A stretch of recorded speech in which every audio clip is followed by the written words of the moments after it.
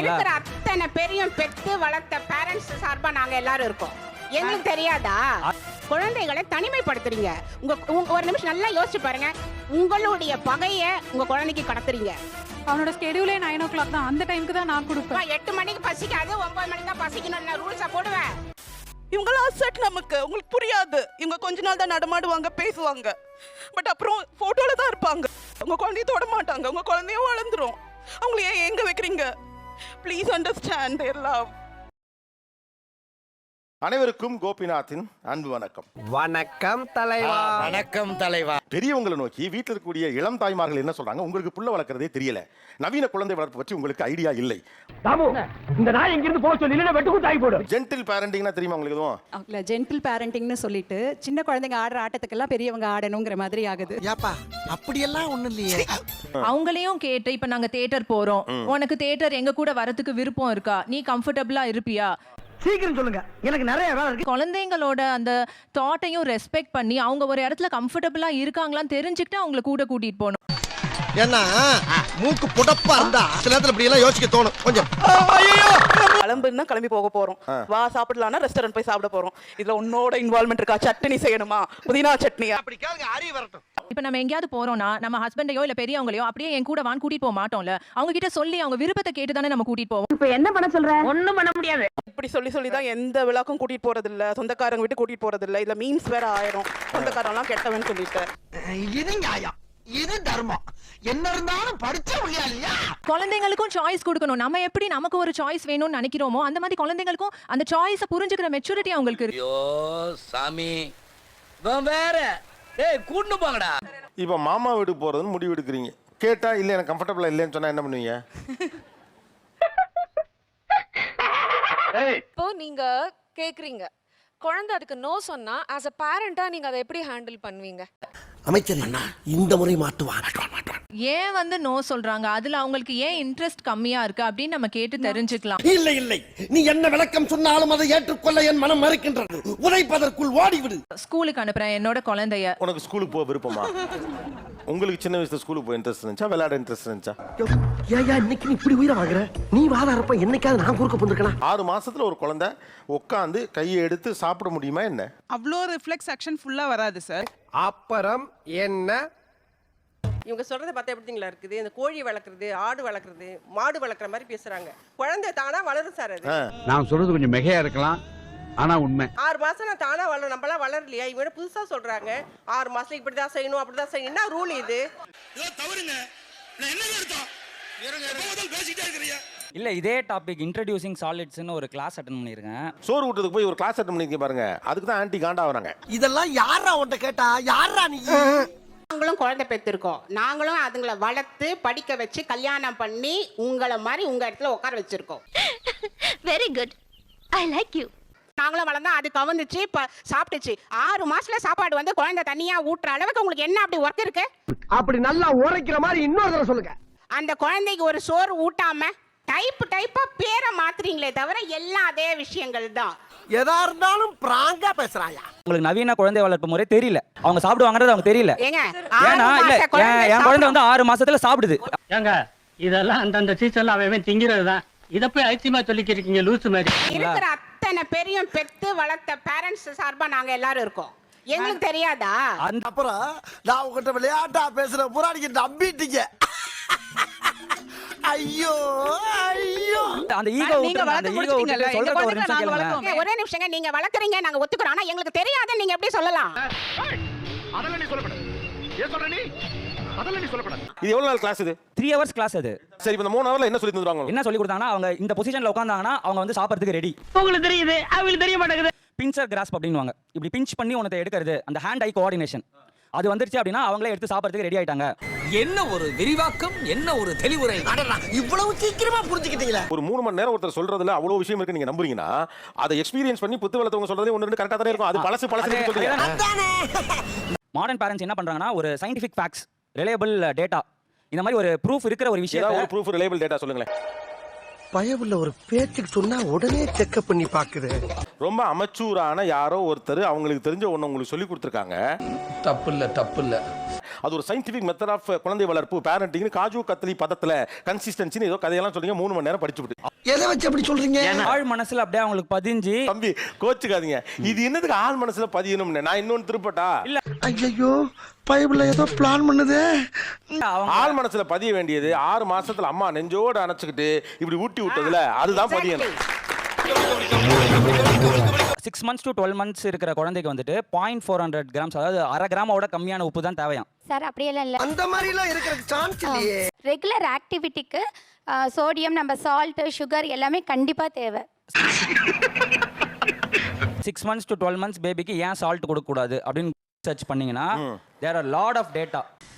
அவன் இன்னும் திருந்தல மாமா. ஃபாரின் பேரண்டிங் மகா பைத்தியக்காரத்தனங்கள் இது ஒண்ணு. படிச்சதுலயுமே கூட ஓகே லான்செட் மாதிரி ஒரு மருத்துவ இதழ சஜஸ்ட் பண்ணிருக்கு. உலகத்துல ஆக சேர்ந்த பீடியாட்ரிஷியன் இப்படி கூறி இருக்காருன்னு ஒரு பேப்பர் தான் பரவாயில்லை. நீ சொல்றது கரெக்ட் தான்டா. இத போட்டுட்டு ஃபர்ஸ்ட் ஒரு லிங்க் வந்திருக்கும். அதை கிளிக் பண்ணிருப்பீங்க. அதுல இது இருக்கும் அவ்வளவுதானே. அல்ல எல்லா லிங்கையும் பார்ப்போம் லைனா. உன்னை எல்லாரும் இங்க புத்திசாலின்னு தப்பா நினைச்சிட்டு இருக்காங்க. அதை அப்படியே மெயின்டைன் பண்ணு. என்ன தம்பி குழந்தை பெற்றதுக்கு அப்புறம் வேற வேலையே இல்லாம இருப்பீங்க போட்டுக்க பாவம். ரொம்ப திட்டவும் முடியல. ஒரு அளவுக்கு மேலே வேணா வேற ஏதாவது வார்த்தையை பேசி விட்டுருமோன்னு வேற பயமா இருக்கு. அந்த சின்ன குழந்தைங்களுக்கு வந்து எந்த இடத்த வந்து தொடக்கூடாது அப்படின்ற சொல்றத வந்து நம்ம குட் டச் பேட் டச்னு சொல்றோம். நான்சென்ஸ் மாதிரி பேசாதீங்க. பாடி பவுண்டரிஸ்ன்றது பெரியவங்களுமே வந்து தெரிஞ்சுக்க வேண்டிய விஷயம் ஒரு குழந்தைய கொஞ்சும் போது. நாக்கு அடக்கி பேசி நாரச்சிருக்கி. சார் அவங்க பாடி பவுண்டரிஸ்னு சொல்றது நம்ம வந்து ஒரு குழந்தைய கொஞ்சணும் அப்படின்னா அந்த குழந்தைகிட்ட பெர்மிஷன் கேட்டுட்டு உனக்கு கொஞ்சலாமா, கண்ணத்தை கிள்ளலாமா அந்த மாதிரி அவங்க என்ன சொல்ல வர்றாங்கன்னா அந்த குழந்தைய வந்து தூக்க கூடாது, முத்தம் கொடுக்க கூடாது, இதெல்லாம் வந்து அவங்க பாடி பவுண்டரிஸ்ல வைக்கிறாங்க. இருந்தாலும் கடலமுத்து ரொம்ப ஸ்ட்ரிக்ட்டுப்பா. கண்ணத்தை பிடிச்சி இப்படி துருகுன்னு திருகுவாங்க. ஒரு சில குழந்தைங்க பயங்கர சப்பியா இருக்கும். பார்த்தது அப்படியே அள்ளி அணைச்சு அப்படியே முத்தம் கொடுக்கணும்னு தோணும். அதானே உலக வழக்கம். அது நம்ம பண்ணலாம். ஆனா அவங்களுக்கு மேபி தாடி குத்தும், மீசை குத்தும், அந்த குழந்தைக்கு அந்த வாசம் கூட பிடிக்காம இருக்கலாம். ராசா என்ன ராசா இவ்வளவு பெரிய விஷயத்தை சொல்லிட்டு ஒண்ணுமே தெரியாத மாதிரி நிக்கிற? கிச்சு கிச்சு பண்றது அப்படின்றது வந்து ரொம்ப சகஜமான விஷயம்.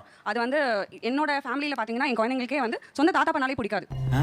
உருட்டு நீ உருட்டு. அந்த குழந்தை வரும்போது அதோட கண்ணத்தை கிள்ளி எனக்கு அது ஒரு முத்தம் கொடுக்கறதோ எனக்கு கிடைக்கிற அந்த சந்தோஷம் எனக்கு மட்டும் இல்ல, என்னோட பேரனுக்கும் கிடைக்குது, பேத்திக்கும் கிடைக்குது. அந்த பாசம் இல்லாமையா போகும்? அதான் அப்படி போயிட்டா எல்லாருக்கும் நல்லதுங்கய்யா. பாதுகாப்பா இருக்கேன் பேர் வழின்னு சும்மா கண்ணத்தை இப்படி கிள்ளி கொஞ்சறத கூட நீங்க பாடி பவுண்டரின்னு சொல்றீங்க அப்படிங்கிறாங்க. டேய் இப்படிலாம் பண்ணன்னு வச்சுக்கடா நாசமா போயிருவடா, அழிஞ்சு போயிருவ. இந்த எண்ணத்தை மாத்திக்க. குழந்தைகளை தனிமைப்படுத்துறீங்க. உங்க ஒரு நிமிஷம் நல்லா யோசிச்சு பாருங்க. உங்களுடைய பகைய உங்க குழந்தைக்கு கடத்துறீங்க. குழந்தை கம்ஃபர்டபுளா இருக்கும் போது கொஞ்சிறது ஓகே. குழந்தை அன்கம்ஃபர்டபுளா ஃபீல் பண்ணும்போது நம்ம ஃபோர்ஸ் பண்ணோம்னு வச்சுக்கோங்களேன். உட்கார்ந்துட்டு திமிரா உட்கார்ந்துட்டு பேசிட்டு கூடாது. ஆளுக்கு பெரிய நீங்க தான் பெரிய ஆரிங்க இருக்கணும். பிறக்கும் போதே 6-7 மூளை வச்சு உங்களுக்கு படைச்ச மாதிரியும். பவுண்டரிங்கிறது வந்து ஒரு வரையறை தான். நீங்க சொல்ற எல்லாமே ரெஸ்ட்ரிக்ஷனா தான் நான் பார்த்தேன். அற்புதம், அபாரம், எக்ஸ்ட்ராடினரி. இப்போ அந்த ஊட்றது, நாளைக்கு ட்ரெஸ் மாத்திக்கிறது ஒரு வயசுலயே நீ மாத்திக்கோ, அதுக்கு மோட்டார் ஸ்கில் பட்டன் கூட போட தெரியாது, நீயே மாத்திக்கோ, இந்த நீயே ஷூ போட்டுக்கோ, இந்த நீயே நடந்து போய்க்கோ. என்னங்க எனக்கு ஒண்ணுமே புரியல. அதுதானப்பா எனக்கும் புரியல. குட் டச் பேட் டச் சொல்லி கொடுக்கிறது ஓகே. ஆனா டச்சே இல்லாம ஒரு குழந்தை ஒரு டச் இல்லையே. உங்களுக்கு என்னடா ஆச்சு? ஏன்டா உங்க புத்தியெல்லாம் அப்படி போய்கிட்டு இருக்கு? சண்டாளைகளா? நாங்க வந்துட்டு எல்லாத்தையுமே ரெஸ்ட்ரிக்ட் பண்ணல மேடம். எல்லாத்தையுமே No, ரெஸ்ட்ரிக்ட் பண்ணல. whatever you said, everything you restricted. எனக்கே வந்து ஷாக்கிங்கா இருந்தது. பாத்தியாப்பா உனக்கே மனசு கேட்காம நீயே அழுகுற.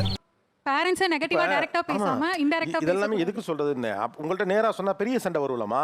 அப்படி சொல்லி தங்க நேரா போய் கதவை தட்டி 8 மணி வரைக்கும் புள்ள பசியில் அழுதுகிட்டு கடுப்பாயிட்டீங்க. இப்ப நீங்க மருமகள்கிட்ட இப்ப சொல்லணும் கம்யூனிகேட். அவனுக்கு என்ன ஒவ்வொரு மாட்டு இடத்துல ஏய் என்னைய வச்சு ஒன்னும் காமெடி கிமெடி பண்ணலையே. அவனுக்கு சாப்பாடு போட முடியாம உனக்கு என்ன பெரிய வேலை கம்ப்யூட்டர்ல? ஒழுங்கா வந்து சாப்பாடு செய். அதுக்கு மிஞ்சி மாட்டத பாத்துக்கலாம். இப்ப பாரு ஆட்டத்தை தள்ளு தள்ளு நீ மாறு நீ. இப்ப டாப் கியர் போட்டு தூக்குற இருக்கிற கனவு பூரா நொறுங்க போகுது பாரு. இப்போதானே அத்தை சாப்பாடு கொடுத்தேன் அவனுக்கு. 8 மணி ஆகுது, காலை காஃபி கூட குடிக்கல புள்ள. நீ என்ன ஒரு டிஃபன் ஒரு 2 தோசை ஊத்தி தர முடியாது உன்னால? இதெல்லாம் கண்டுக்கிறப்படாது. ஏன்னா இது வாலிப வயசு. அவனோட ஸ்கெடியூலே 9 o'clock தான். அந்த டைம்க்கு தான் நான் கொடுப்பேன். 8 மணிக்கு பசிக்காது, 9 மணிக்கு தான் பசிக்கணும். நான் ரூல்ஸா போடுவேன். இந்த கிளி கிளிக்கிறாளே எந்த ஒரு காரியா இருப்பா? அப்படிதான் நான் பழக்கி வச்சிருக்கேன். நீங்க வந்து பழக்கத்தை மாத்தாதீங்க. நீங்க மாடர்ன் பேரண்டிங் 16வது பக்கத்தை மறந்துட்டீங்க. குழந்தைங்க முன்னால சண்டை போடக்கூடாது. ஏண்டா எங்களை இன்னமுமாடா நம்பிக்கிட்டு இருக்க? எனக்கு உங்ககிட்ட ஒரு ரெக்வெஸ்ட் தான். எங்களுக்கு எல்லாருக்குமே குழந்தைங்களை கொஞ்சம் ரொம்ப பிடிக்கும். நாங்க கொஞ்சலாமா? ஒரு அட்டெம்ப்ட்ல உங்க குழந்தை வரலன்னா நாங்க இன்னொரு அட்டெம்ப்ட் பண்ணி அதை தூக்கலாமா?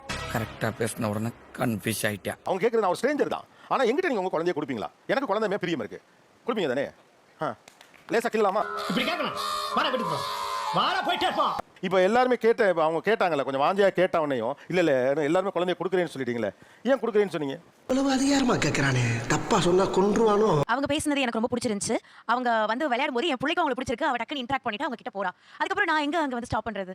நல்ல மனசுமா, அப்படித்தான் இருக்கணும் சார். உள்ளுக்குள்ள ஏதோ பண்ணுது சார். அவங்க பேசுனது, அவங்க ஏதோ கலங்கனமா இருக்கிறது நமக்கே கலங்குது. இப்ப இருந்து இந்த நிமிஷத்துல இருந்து எனக்கு தேசிய உணர்வு வந்துருச்சியா? அந்த குழந்தைய கொடுக்காம விடுறதன் மூலமாக அவங்களை எவ்வளவு ஏங்க வைக்கிறோம். அந்த கண்ணீர் அது வந்து நமக்கு உள்ள ஃபீல் ஆகுது. நம்ம அக்கா தானே, நம்ம அம்மா தானே, ஏன் இப்படிலாம் இருக்கிறோம்? மன்னிச்சிருமா, எங்க புத்திய செருப்பால் அடிக்கணும். அவங்க கேட்கல, என்னடா இப்படி கேட்கறாங்க, ஐயோ மனசு உறுத்து ஒரு மாதிரி இதா இருக்குதுல, இவ்வளவுதானே நாம. ஐயா, இவ்வளவு நாளா மூடி கிடந்த அறிவு கண்ண நீங்க திறந்துட்டீங்கயா. என் மாமனார் மாமியார் என்ன ரீசன் தெரியல, அவங்க செகண்ட் ஒய்ஃப் தான். ஓஹோ, கதை இப்படி போகுதா? நான் ரொம்ப ஏங்கினேன். ஒரு தாத்தா பாட்டி அன்பு என் குழந்தைக்கு கிடைக்கலன்னு ரொம்ப ஏங்கினேன். ஏன்னா நான் நிறைய கொடுத்துருக்கேன். திரும்ப திரும்ப என்னால தாங்க முடியாதா. நான் டீச்சரா மாதிரி ஒரு 2000 குழந்தைகளுக்கு அந்த தாய்மை உணர்வை கொடுத்துருக்கேன். நான் அடிச்சதே இல்லை. என் குழந்தைங்க மீன்ஸ் என் குழந்தைங்க டீச்சரா இருந்த குழந்தைங்க. உங்களை மாதிரி ஆளெல்லாம் உலகத்துல இருக்கிறதுனால தான் இன்னும் உலகம் அழியாம இருக்கு. அந்த அன்பு எனக்கு கிடைக்கல. இவங்க பேசும்போது எனக்கு அது வலிக்குது. நான் ஏங்க இருக்கேன், அது நீங்க வேண்டாங்கிறீங்க. அது அசட். அவன் செஞ்ச கோச்சிக்க மாட்டேன். இவங்களாம் அசட் நமக்கு. உங்களுக்கு புரியாது. இவங்க கொஞ்ச நாள் தான் நடமாடுவாங்க, பேசுவாங்க. பட் அப்புறம் போட்டோல தான் இருப்பாங்க. இந்த மாதிரி நல்லவங்களோட பழகுற பாக்கி எனக்கு கிடைக்கல மாட்டேன். உங்க குழந்தைய தொட மாட்டாங்க. உங்க குழந்தையும் வளர்ந்துரும். அவங்கள ஏன் எங்க வைக்கிறீங்க? Please understand their love. Sorry. அது சரி, எல்லாருமே நம்மள மாதிரியே இருப்பான்னு நினைக்கிறது மகா முட்டாள்தனம். சமூகத்துக்கு மனசு மட்டும்தான் இருக்கு. இந்த மௌனம் அதோட பதில். யார்ட்டையுமே ஒன்றும் பதிலாம் இல்லை. இவங்க திறமைக்கு நான் சாகுற வரைக்கும் அருமையா இருப்பேன். இப்போ நம்மகிட்ட கொடுக்க ஒன்று இருக்கு, கொஞ்சம் அன்பு வச்சிருக்கோம். ஒன்றும் இல்லை, ஒரு ஒரு கண்ணீர் உலுக்கிடுச்சு அவ்வளோ பேரையும்.